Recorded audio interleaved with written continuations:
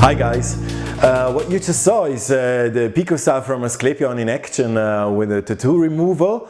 This one is the first of a series of webinars. We'll be doing 3 webinars showing you what indications you can treat with this laser system, the PicoStar from Asclepion being the fastest pico laser out there on the market. And starting off will be with treating the treatment of tattoos. I'm Dr. Hans Bayer. I'm one of the co-founders of the tattoo clinic Achromatic. Achromatic meaning as much as from Latin it means color free. We founded our tattoo clinic back in 2017, I think already, and we are now in midst of our tattoo clinic. We'll be doing some live treatments because I think that's always the most interesting part, and you can see how the laser is really used, the tricks of the trade, and we'll get right into it. One question that I often get asked is the removal of tattoos, is it like really economically interesting? There's been this interesting study performed in Germany in 2014 where more than 2,000 adults were asked. It was a phone survey where they were asked about their habits towards, do they have a tattoo, do they have piercings, what is their social status. A really interesting study with more than 2,000 participants. And what I always do if I give a lecture, then I always ask people, what do you think? How many people in Germany, or maybe in your age group, or in the group of the 20 years old, do have a tattoo? And I always remind them with this slide that tattoos aren't only more seen in prison inmates or sailors, but they've reached the middle of our population, of our culture. My age group would rather relate to Beckham, maybe the younger age group would rather relate to Justin Bieber. So if we take a look at what the study showed us, we can really see that in the group of the 25 to 34-year-olds, 22%, that's every fifth, more than every fifth, has a tattoo, at least one. In the whole population it were 9%, meaning that in a population of 84 million people, we have like 8.4 million people with tattoos, and as many reasons there are to get a good-looking tattoo, there are just as many reasons to get rid of the tattoo. So that was a point that was also investigated in the study, and we could see that also like around about 10% of people with tattoo regret their tattoo. Again, Germany, 80 million inhabitants, 8 million people with a tattoo, so we got around about 800,000 who regret their tattoo and want to get rid of it. And I think it's really important, there's a whole lot of discussion going on nowadays, who is allowed to treat tattoos, should it only be doctors, or do we need a regulated access? And my opinion is that we definitely do need a regulated access, because these pictures that I've seen here from patients of mine that I've been treating, it cannot be said, if you see this, that we don't need a regulated access, meaning that my personal opinion is that it's not only doctors who should be allowed to treat tattoos, but we need proper education and proper tools. Let's have a look at the history of tattoo removal. The first lasers were in the 80s. The first publication that I found was from 1980, where a CO2 laser was used to remove a tattoo. And as you can see here on this picture, please don't use an ablative laser to remove a tattoo, because if you're using it away from the face, chances are always way too high that you will get a scarring. So please don't do that anymore. I think that's overdone. And things changed. The game changer was when in 1982 Rox Anderson first published the theory of the selective photothermolysis. What is selective photothermolysis? This is one of my favorite movies that we're looking at right now. Selective photothermolysis, meaning that we can, if we use laser light of a certain wavelength that is then absorbed by specific colors, like specific chromophores like melanin or hemoglobin, or in this case tattoo pigments, where red or black or green, we need different wavelengths, and then with an ultra short beam of laser light we can destroy the pigment. It gets heated up to 900 degrees Celsius, bursts into small particles, and these small particles will then be transported by the body away through our lymphatic system. And here's one of the tattoos that I did. Here's a barcode on the neck. It's 25 years old. Here you see the immediate reaction after the laser treatment. This is normal. You want to see some purpura, because that shows you that you've reached the right energy, and but then it always will heal off nicely within a couple of days. And here you see the picture after 10 sessions. Especially the neck is a perfect location to remove a tattoo, and nowadays we see more and more people coming with tattoos on their neck and even on their face. But it's a thankful area to treat, because you got a good lymphatic connection there. Moving further down the timeline, the next game changer was in 2010 when Rox Anderson again introduced the Picosecond Lasers.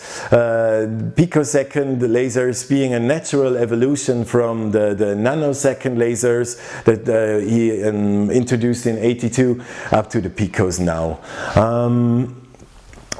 Nowadays we already have the second generation of picosecond lasers. The problem with the first generation was that their output, the energy output, was just way too low. Here with the PicoStar from Asclepion we have an output, maximum output of 2.6 gigawatts. That's just 3 times what Chernobyl ever had as output. So it's a gigantic amount of energy, and that within 300 picoseconds. Again, we have this nice scheme showing you that with the picosecond lasers there's not only the photothermolysis, but we also have a different effect, the so-called photoacoustic effect.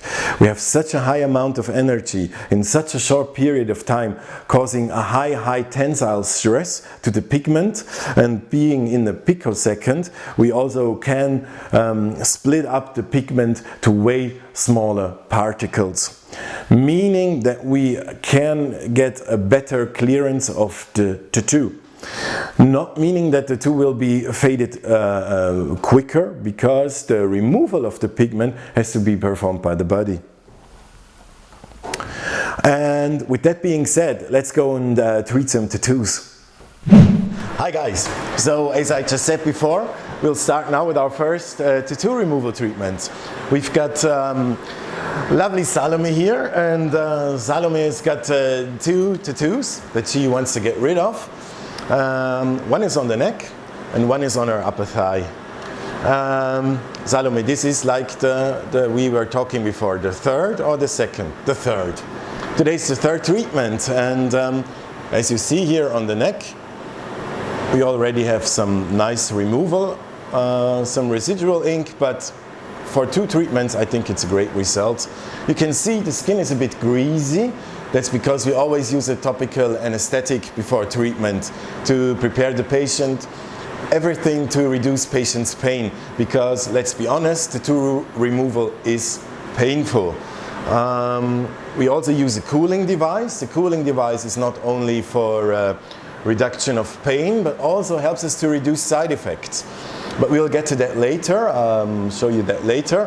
And before we start with the treatment, of course, like always, we do an antiseptic swab of the skin. Okay, cold. And never forget to wear the protective glasses. Salome, can you take your glasses? And so, the PicoStar. Things I like about the laser are it's the innovative design. You know, this is the opening window that you have. It says laser indications are set up, so you have different opportunities to get to the laser treatment parameters that you want. I always start off with laser. Now we're down with 4 millimeters and 1064. Right now it's 1.9 joules and 5 hertz. To find, I always do a test spot first, so I'm going down to 2 hertz or maybe 1 better even.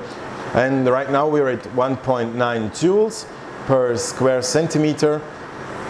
It looks like a nice settings for me. And I just start off with hitting the laser symbol.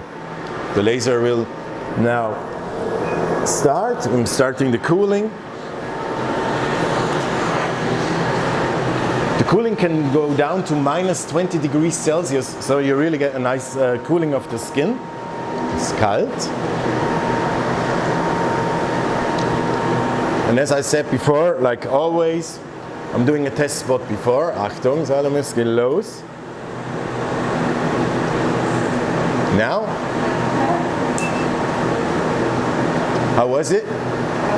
Okay. So we already see a nice blanching reaction. Okay, another shot.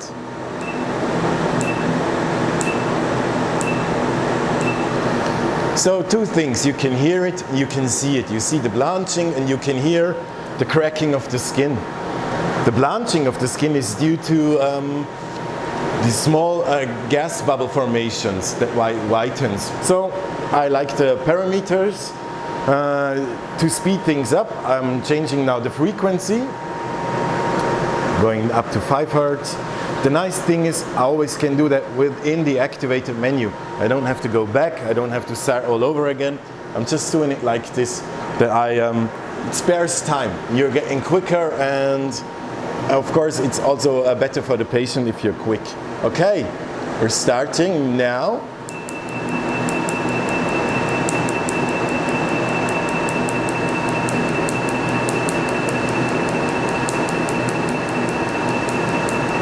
Almost done, halfway through. See a nice reaction. Don't try to overlap too much, because with the pulse stacking you will only cause side effects.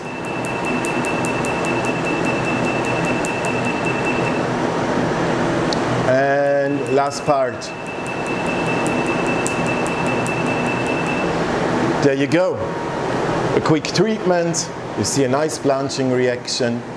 And we already see some first petechias that will get a bit more. And well, that's been our first treatment, and we'll be back in a couple of seconds when we start with the upper thigh. All right.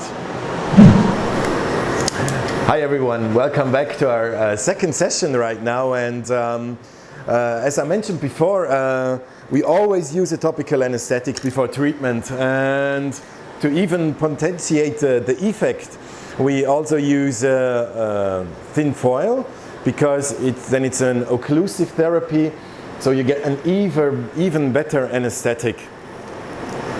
We leave it on for like at least 30 minutes, and as you see, the nice thing is there's no redness, no swelling of the skin, and the perfect pain reduction is just significantly higher. And of course, again, we do the disinfectant treatment before. And the lovely thing again here with Salome, I haven't seen her for quite a while, to be honest. But this is just the third treatment. And definitely a color that everybody out there removing tattoos is afraid of is pink, because these reddish colors are really difficult to treat. But with PicoStar, it's so convenient to treat red. Really, really great results. Also with other colors, interestingly, we also got a ruby laser, but nowadays we more and more use the PicoStar for several treatments of the different colors, like greenish, because it reacts so good with different colors. And just imagine this, ribbon, a pink ribbon, been just after 2 treatment sessions, and the colors really, really nicely reduced already. So in this case, I usually start off to treat the black part, the outer lines of the tattoo. And here you see a common challenge, because these thin lines, these fine lines, they're really hard to treat because the ink is really deep on these parts. But you also see here some nice results. And with the pink, we will do that afterwards, and then we will switch to 532, and I'll show you that in a minute.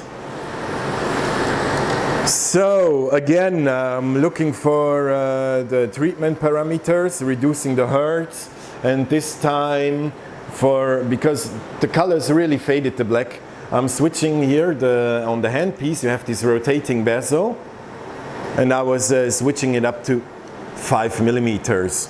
The convenient thing is that the laser automatically recognizes this.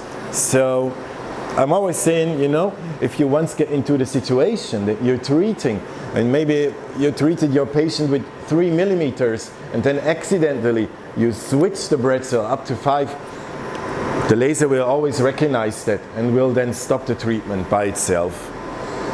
So we're using the 5 millimeter spot. It's the largest spot size that we have on the PicoStar. As you all know, the larger the spot size, the deeper we get. And here we have these residual parts of colors that are like really deep. So we need a bigger diameter. Starting off with maybe 1.7 and 1 hertz, just again to find the proper treatment parameters. Okay. Let me just quickly start the cooling. Salome, you ready? Yes. All right.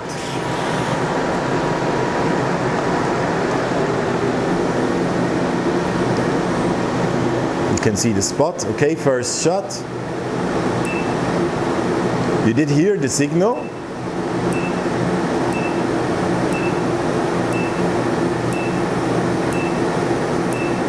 But of course there's not so much color anymore, so the reaction is not as strong as we saw before. How was it pain-wise?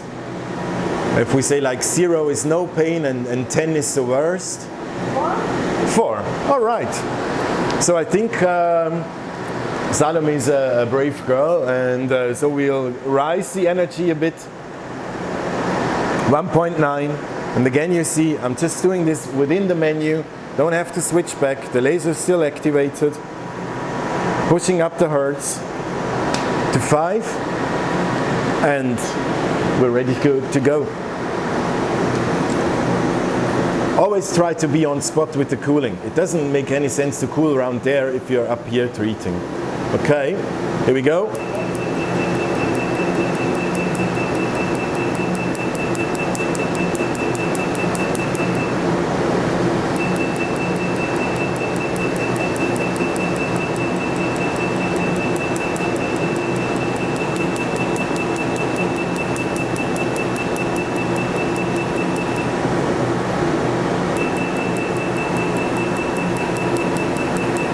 We're doing really good.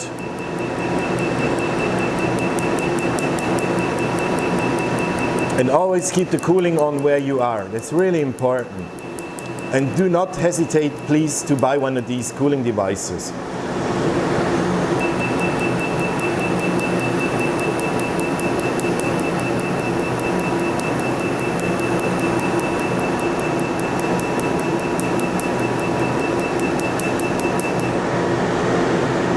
All right, that's been the first part where we did the black outlines with the 1064.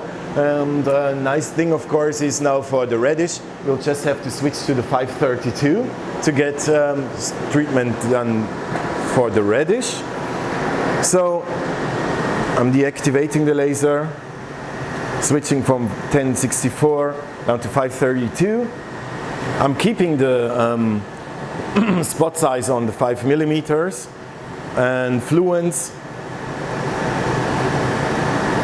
Let's see, going somewhere. I'm rather wanna keep the fluence low with the red, even though the red isn't as painful as black, funny enough. I'm not quite sure why that is, but red isn't as painful as the black. True? True. Okay. Pretty simple. We activate again.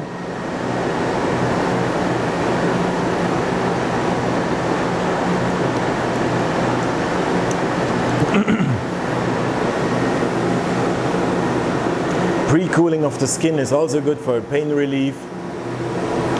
I'm doing the first shot. Okay. Maybe I'll go a bit, set the energy a bit higher.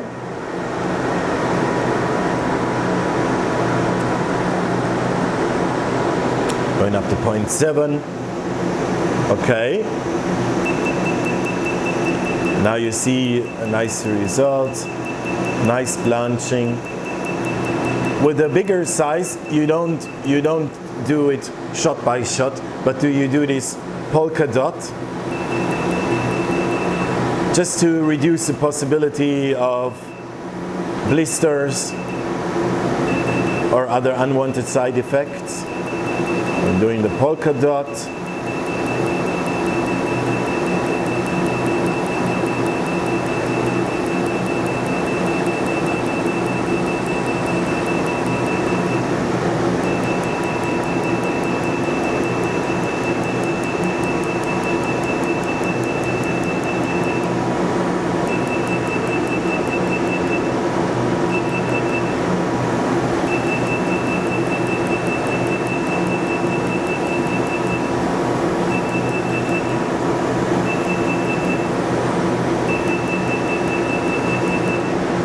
All right,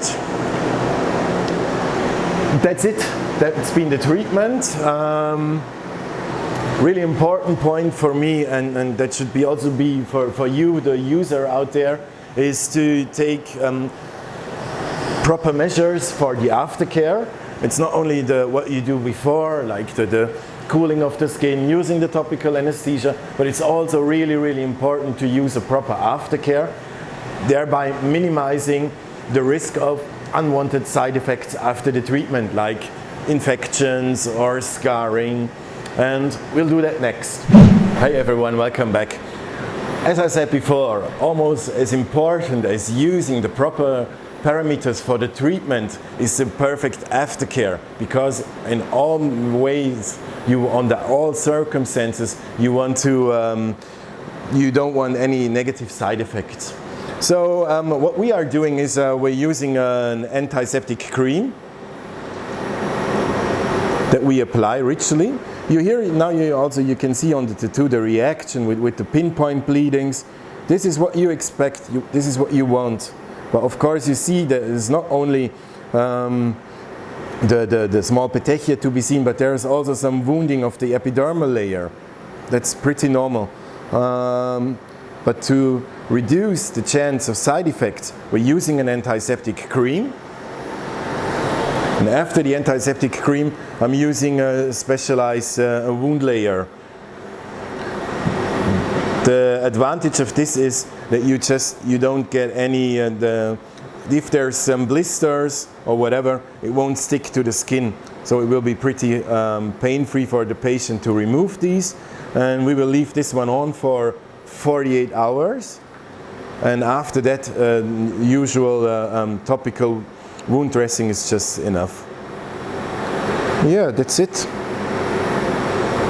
And a small rest here, like that.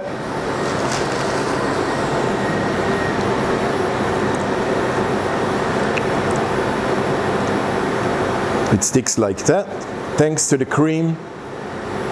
And if possible, leave it on for 48 hours, give the wound the skin time to heal off, Not like with the tattoo that you, like in the beginning, wash regularly. You just leave this one on and give the skin its time to heal. We've reached the end of our first webinar. I hope that I could show you that the PicoStar is really the gold standard out there for the treatment of tattoos. When you again think of the result that we just saw, like the third treatment and with the red color in it, just real nice results. I hope that I could show you the importance of using a cooling device, and please do use Aftercare just to avoid side effects. This picture is me at the opening in Jena from the Asclepion, where they got their headquarters when the PicoStar was first introduced. And I didn't mention yet, please check out our Instagram and our Facebook account, again our web address or our email if you have like any questions. We also do, besides from webinars, we do real workshops, physical workshop. This picture was taken when we did a workshop just last autumn, and feel free to hit us up anytime, and I would be happy to see you in the next webinar where we will be talking about permanent makeup and solar lentiginous. All right.